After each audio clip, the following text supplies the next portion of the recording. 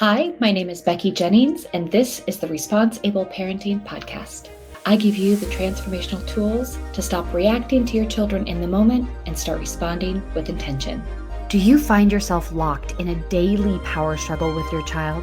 Do you fall back into old patterns like yelling or threatening just to stop the annoying behavior? Are you desperate to learn how to connect with your kids, set boundaries, heck, gain some cooperation? If this is you, you need to check out my community. Inside my community, you'll have access to my signature Strong-Willed Language course, where you learn how to regulate yourself, understand and speak your strong-willed kids' language to virtually eliminate the constant power struggles. You'll have access to my workshop library, giving you step-by-step strategies for sibling rivalry, listening, anger and aggression, emotional regulation, and more. You'll have weekly Q&A opportunities to get personalized answers on challenging situations. You'll get specific strategies for you based on exactly what's going on in your home. No umbrella strategy, no umbrella script, no box. You'll get a personalized roadmap to support you. Plus, you'll get dozens of bite-sized lessons to regroup, stay on track, and stay motivated. It is time to stop walking on eggshells around your children and finally experience the relief you are looking for. Join the community today, and let's get started. Hello, everyone. Welcome back to another episode of Responsible Parenting. I'm your host, Becky Jennings, and I cannot believe it. We are in February. This doesn't make any sense. How is this year flying by the way it is? But yeah, we are here. We are cruising. We are still present.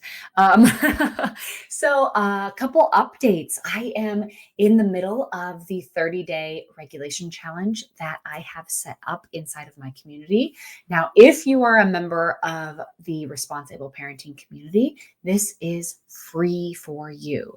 Anything I add throughout the year, if you are a member in the community, it's free for you. So if I launch a course, it's free for you. If I do a workshop, free. That is so amazing. That's such a win for active members in the Responsible Parenting community. So right now we are in the first beta round of the Ultimate 30-Day Parent Regulation Challenge. Essentially, I am giving you a top to bottom, fully complete 4-week total body parent reset. This is giving you a complete understanding of what is happening in your body and your brain in triggering moments, an understanding of where your child is at developmentally, so you can be more equipped and more attuned to what is actually happening, so we can actually adjust our expectations so that we can, do this whole thing a little bit better.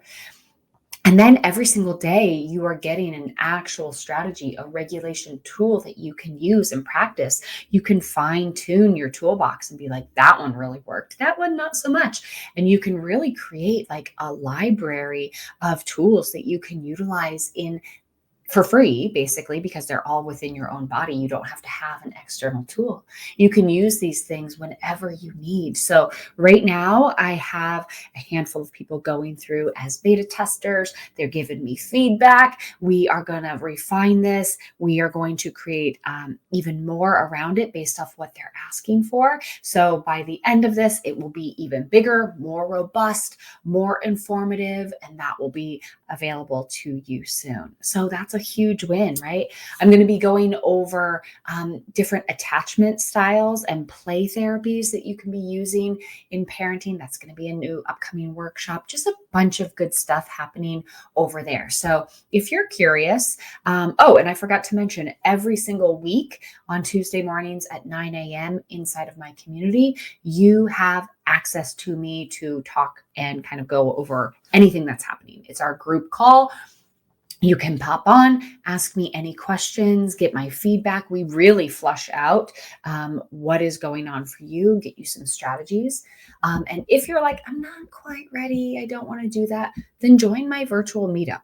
We meet once a week, right? We meet the last Tuesday of every month. You get to pop in, get a little tune up, ask your questions, move on, right?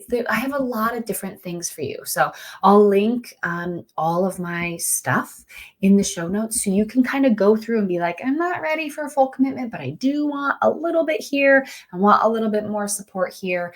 I've got you covered in so many ways. All right, let's dive in to this week. I wanted to talk about mama drama. Okay. So we talk a lot about daddy issues. That's like a phrase that we hear all the time. And a lot of us have worked through those daddy issues, but as women, I find that we overlook our mama trauma. Now, I don't know if this is a term. I actually said this to my therapist and she was like, coin that. That's very funny. So I'm going to talk about mama trauma. I don't know. Have you ever heard the word mama trauma? I don't know. I kind of like it, rolls off the tongue. But here's the thing. I am not one to denigrate or dismiss women, right? I am a girl's girl and I really just want to empower us. And I think that's so important, especially now. So I want to acknowledge, first and foremost, that our generation, we're not getting all this right. We're not perfect, right? But I do believe that with each generation, we're gaining more insight, awareness, we're getting more skills. Like our generation is far from nailing it. We got a lot going on. And this episode, the point of this is not really to like point fingers at our parents, to point fingers at our mom and be like, you screwed me up. Rather, I really want to give like a much bigger picture, hopefully allow us to connect some dots for ourselves and just kind of get a little bit more insight and wisdom, right? Let's continue to grow on this wisdom. So a couple weeks back, I was actually at this women's summit. I was in this room of like 15, 20 amazingly smart women. I was like, why am I here? Right? We're talking CEOs, founders of multiple companies, women who are completely starting over after they hit the like pinnacle of their career. They're deciding to climb another ladder and become the highest ranker in that completely new field, right? People who are saving lives, creating magic, like awe-inspiring women. And we were all sitting around, and every single one of us had limiting beliefs around what we could accomplish. Like all of us. It was crazy. I was watching how there was still comparison of ourselves to others, like fears that we just didn't have what it takes to do these things. Meanwhile, almost every single one of them was balancing home, multiple children, multiple career paths, multiple streams of income, multiple hobbies and desires. And it was just kind of blowing my mind as I'm sitting there. I thought like I would be walking in being like the lowest of the totem pole in terms of like my self-limiting beliefs. And I was like, oh, wow, we all have crippling limiting beliefs. I was thinking, like, I thought this was just me. How are these women thinking that? They're like light years ahead of me, and yet they still share that same common bond of limiting beliefs. Now, I think one person mentioned their mama trauma. They didn't call it mama trauma, but they mentioned mama trauma. And I watched all of these heads nod in agreement. So if you're listening to this and you're like, I'm not nodding along, that's okay. That's okay. Your experience might be one of an incredible outlier. Your mother might have been just completely revolutionary for her time. That's not the majority I've noticed, right? What I have noticed is that a lot of us share common themes, right? I've witnessed a lot of recurring themes around this mama trauma, is like I like to call it. So themes around like worthiness, being worthy enough, themes of self-acceptance, like are we smart enough to be in this room? Are we physically palatable, right? Is our body big enough? Are we taking up enough space, but not too much space, right? Let's be small enough, but not sickly. Let's be beautiful, wear enough makeup, but not too desirable, right? We've been trained to serve others before serving ourselves. Like, go be ambitious, but don't be greedy. Don't be too loud. Don't seek too much attention. Stay really in a supportive role because we don't want to be too much, right? All of these things, like prioritize your family over your personal success. Figure out what others want from you and then do that. Right? Let's make sure externally we're getting the validation that we need. Like, let's stop trusting that inner wisdom and let's start relying more on what the people around us are telling us is like working for us, right? Essentially, these themes of like looking to others to validate ourselves to make sure that we're on the right track.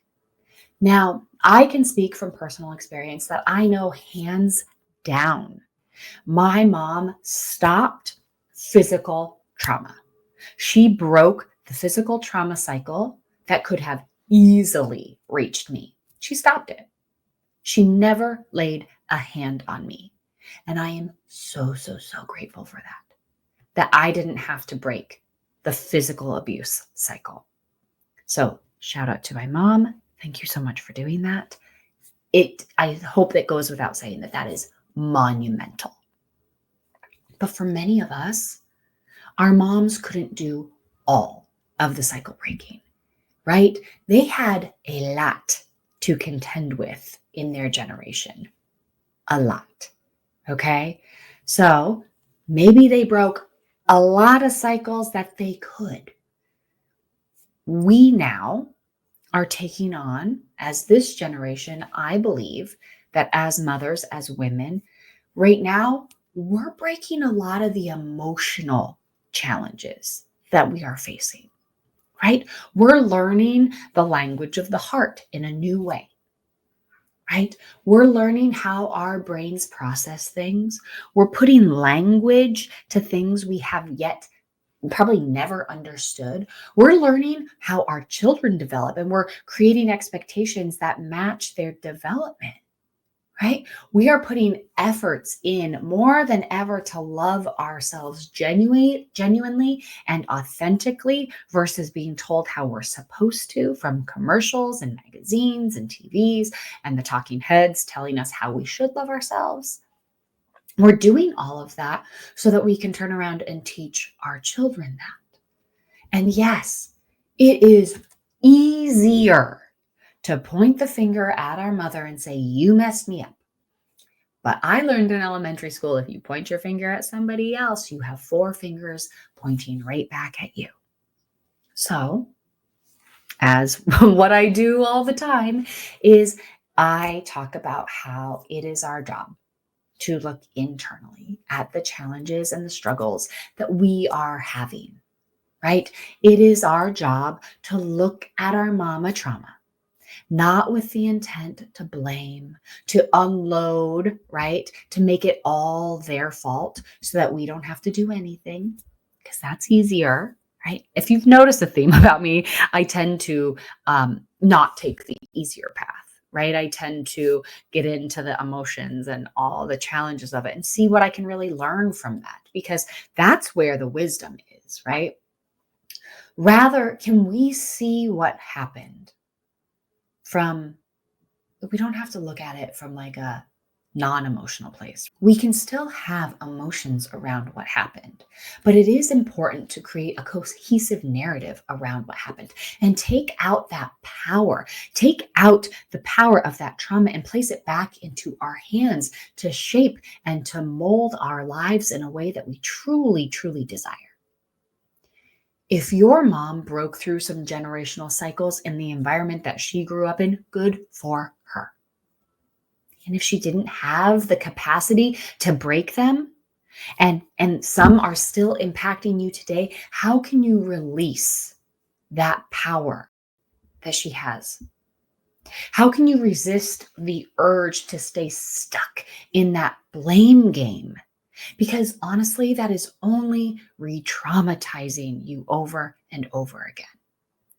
One of my therapists said to me, "Why are you traumatizing yourself twice? We've experienced a trauma, and then we're re-experiencing that trauma in our bodies over and over and over again. And sometimes we manufacture a trauma and we think about it, and our body doesn't know if it's real or perceived. And so we feel the same fear-based reactivity that we feel in our bodies if something was actually happening to us. Our future tripping is traumatizing, right? I'm not a therapist, and I don't claim to be. I have, however, experienced a tremendous amount of trauma in my life. And so I know how it can make you physically and emotionally sick the longer you stay stuck in it. I know that pain. I know how it feels like quicksand, just sucking you in and not allowing you to move. And I know the claustrophobic feeling that comes from trauma.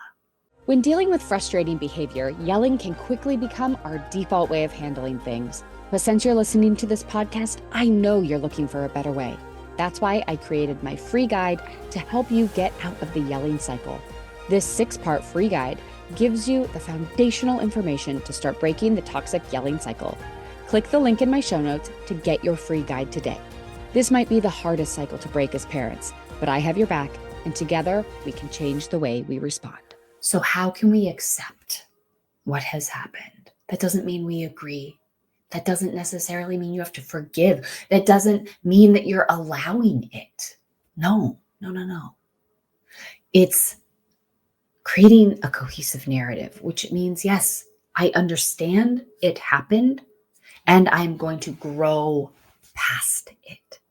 I'm going to continue my forward progress as a mother. One thing I like to do in the moment when I start to hear those unwanted voices of my parents coming through in a frustrating moment in my parenting, I like to simply ask, what is it that I wish my parents would have said to me in a moment like this? What do I wish as a kid? What do I wish that I had heard as a kid in a moment like this?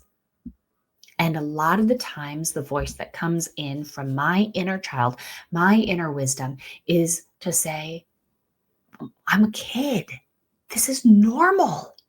I don't need to be fixed. I don't need to be lectured. What I'm doing is normal, right?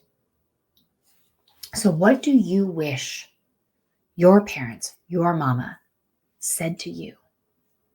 Can you say that to yourself right now? Can you say that to your children in the moment? How powerful, right? How powerful would that be? So let's take stock, truly, let's take stock of all of the cycles that your mother did break. We don't have to actually break every single cycle. There will be cycles that we will be unable to break, and our children will have to take on that brunt. But let's take stock of the cycles that you are willing to break. And let's take responsibility for those cycles and really embody those, right?